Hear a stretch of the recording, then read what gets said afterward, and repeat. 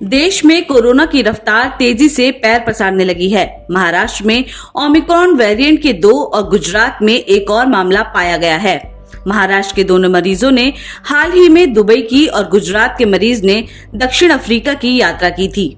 इनको मिलाकर महाराष्ट्र में ओमिक्रॉन के मामलों की संख्या बढ़कर 20 और गुजरात में 4 हो गई है। पूरे देश में अब तक ओमिक्रॉन के 41 मामले सामने आ चुके हैं। महाराष्ट्र के स्वास्थ्य विभाग ने बताया कि संक्रमितों में पुणे की एक महिला है और लातूर का एक 33 साल का युवक शामिल है। दोनों ने दुबई की यात्रा की थी। इनमें संक्रमण के लक्षण भी नहीं नजर आ रहे और उनका पूर्ण टीकाकरण भी हो चुका है।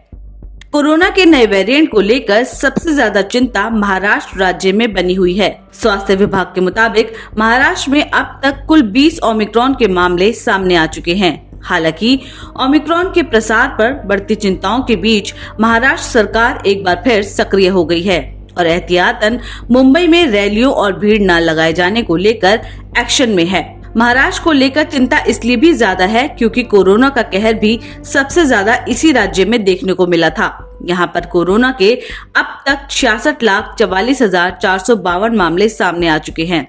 इस महामारी के चलते 1,41,264 लोगों की जान भी गई है। देश की राजधानी दिल्ली भी इस नए वेरिएंट से निपटने के लिए अलर्ट मोड पर है। दिल्ली के मुख्यमंत्री अरविंद केजरीवाल ने कहा है कि हम ओमिक्रॉन के खतरे से निपटने के लिए तैयार हैं। अगर जरूरत हुई तो हम आवश्यक प्रतिबंध भी लगाएंगे। फिलहाल किसी तरह की पाबंदी लगाने की जरूरत नहीं है। स्कूलों को फिर से खोलने पर फैसला स्कूलों की शीतकालीन छुट्टी खत्म होने के बाद ही लिया जाएगा। अब अगर बात करें कोरोना वायरस की, तो स्वास्थ्य मंत्रालय के आंकड़ों के मुताबिक देश में कोरोना वायरस के मामलों की संख्या बीते 24 घंटे में 5,784 है। यानी बीते 24 घंटे में देश में कोरोना वायरस के 5,784 नए मामले दर्ज किए गए हैं। वहीं सक्रिय मामलों की संख्या घटकर 88,993 रह गई है, जो कि 562 दिनों में सबसे कम है।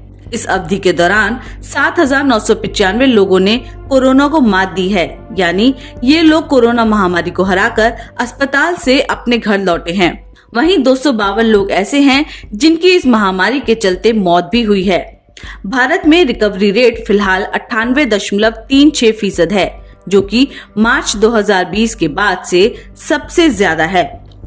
वहीं बात की जाए देश में कोरोना के ओवरऑल आंकड़ों की, वहीं टोटल रिकवरीज 3,41,38,763 है। वहीं इस महामारी के चलते जिन लोगों की मौत हुई उनकी संख्या 4,75,888 है। देश में कोरोना को मात देने के लिए युद्ध स्तर पर वैक्सीनेशन का काम किया जा रहा है। देश में अब तक टोटल वैक्सीनेशन करीब 133 करोड़ से ज्यादा डोजेस दी जा चुकी हैं।